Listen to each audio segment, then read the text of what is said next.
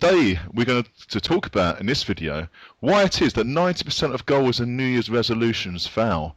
And I actually have with me Mr. Alistair Lobo, who is a business transformational expert. Hello, Alistair. Hi, Paul. How are you doing? Yes, I'm very well, thank you. Let me just talk to you about what Alistair does. Alistair helped hundreds of businesses find their true vision, purpose and values, and has worked alongside world leaders such as John Demartini and Roger Hamilton. And so, Alistair, I'd like to ask you the question, why is it you think that over 90% of goals and New Year's resolutions fail? Well, thank you, Paul. Thank you for that introduction. Yeah, it's a great question. Why do 90% of, and in fact it's more than 90% of New Year's resolutions fail? And in fact most goals that people have, be it for the new year or otherwise, do fail. And one of the things I found is that the first and foremost thing is people aren't inspired enough by the goal.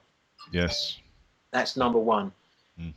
And if we're not inspired by our goals, then we're going to literally need somebody standing over us, pushing us to achieve them. So if we're not leaping out of bed in the mornings wanting to achieve that goal, then we're going to need some other form of motivation. Yes. And and other forms of motivation can actually get you the end result. Then the other thing to ask is, even if you are able to somehow motivate somebody to do something and they achieve it, what sense of fulfillment are they really going to have? So you even if you do achieve the goal, it's not particularly fulfilling. But the number one reason is first of all, the goal isn't inspiring enough. Yes. And so within that, you can break that down. What makes an inspiring goal? An inspiring goal is one that that relates to, or is part of a journey to something that really inspires you. Yes. What I call a purposeful vision. So I believe we all have our own unique purpose. We all have our own unique personality and traits, and we're all different. And we all have this unique journey.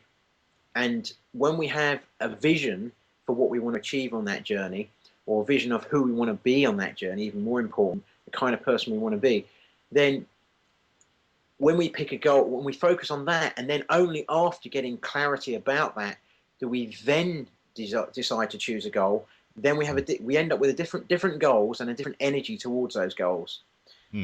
Most goals I've ever come across in either goal workshops or any other format, the majority, and not all of them, but the vast majority of them are not really coming from a place of congruency with the person's heart and their soul.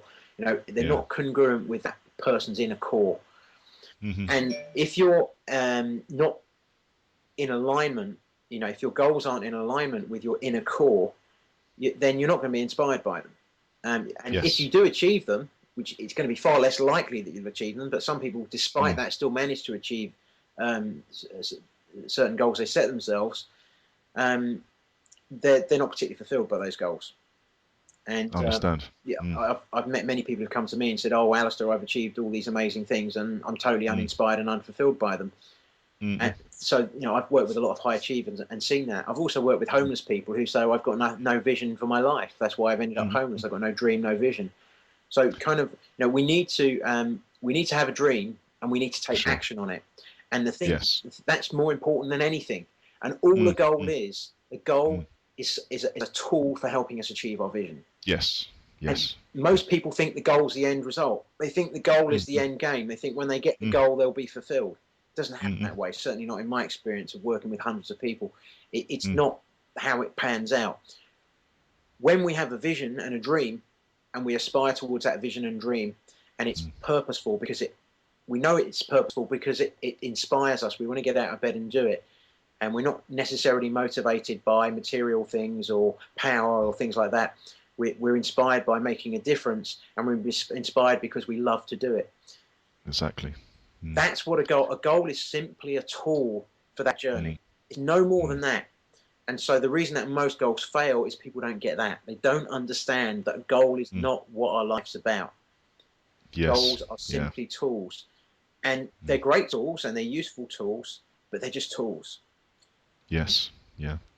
Thank you, Alistair. I mean, it's just great information to know, and I understand that you've worked with over 250 people Yeah. on a one-to-one basis with over 600 people in workshops over the last 8.5 years. Yeah. As a transformational expert, what is it that you actually do to help people and businesses find their purpose? Well, If I can ask you quickly. absolutely. In terms of the purpose, it's about looking at values. It's about looking at values, the values of the business, and many people don't understand what we mean by values. There are different types of values. There are being values, doing values, and having values, and that's the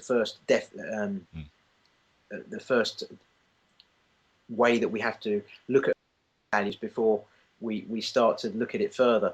But Sure. the things that we hold of high value that are deep inside us, they're the things that are in alignment with, the direction of our business.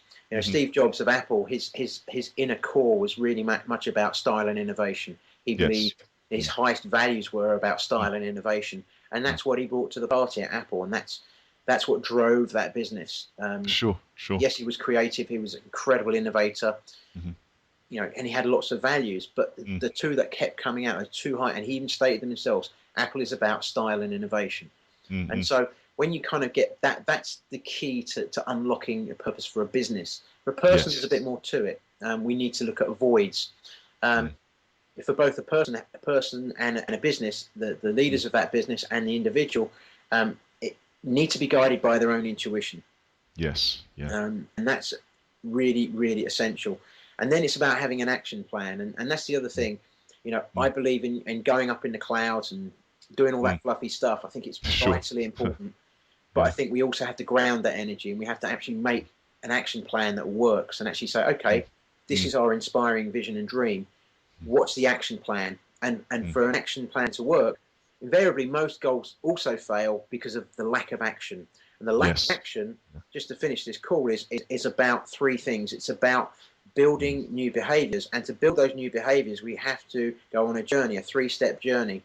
We have to create a new routine and get that to a point over a period of time, could be days, weeks, where that becomes then a new habit. Sure. To where that actually becomes a behavior. Yes. And there's a process to go through. And the reason that most goals fail as well is because people don't go through that three-step process. And they try and take on too many goals at once, or try and take on too many new, try and create too many new behaviors at once. And the body, the mind, we can't cope. So there needs to be a mindful action plan that's achievable. I totally agree. I mean, focus is the key, really is, isn't it? And just knowing where you want to go. We know you've got a workshop, a 2-day workshop in the 14th and 15th of January 2012. Not too long to wait, which myself and Fiona are really looking forward to actually attending. Can you just give us a brief information as to what the workshop's about and how it's going to help people find their purpose? Well, in essence, the workshop is to answer three specific questions. Okay, the first one is addressing the question of how clear are you about your inspiring purpose and vision for your life, for your business, your relationships, for any part of your life. How clear and how inspired are you? How purposeful is your vision? That's the first big question that we want to address. Excellent. Yeah. The second best big question, which relates to that, is where do you add the most value? How clear are you about where you add the most value? And it's invariably something that you love to do. Yep. And many people are going in the wrong direction in that one because they're chasing something instead of being themselves.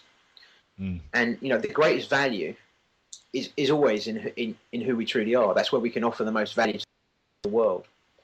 And finally, what holds you back from doing what you most love? Yes. What holds you back? Because it's what holds you back that's the key. Because the workshop's called Finding and Following Your Purpose. Finding and getting clarity about it is one thing, and that's a place that many people don't even get that. But then when you do that, you've got to follow it, and following it involves taking action, and taking action involves dealing with the things that stop us, the blocks, limiting beliefs, the procrastination. You and Fiona do a lot of work in that area. So Yes. it's about dealing with all of those things, and there are different ways that we can deal with those things.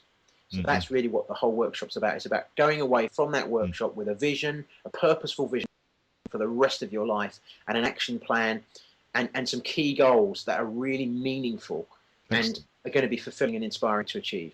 Do you know, it just sounds excellent. And although I've attended a one-day workshop, and this is a more of extended version, which is 3 days, and it's 2 days.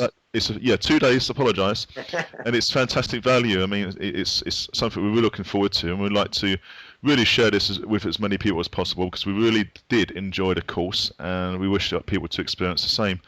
So, Alistair, I'd like to say thank you for sharing your wisdom and expertise on the subject of finding our passions and why people do not meet their goals in life. So thank you once again, and I'd like to thank you for our viewers for watching this video.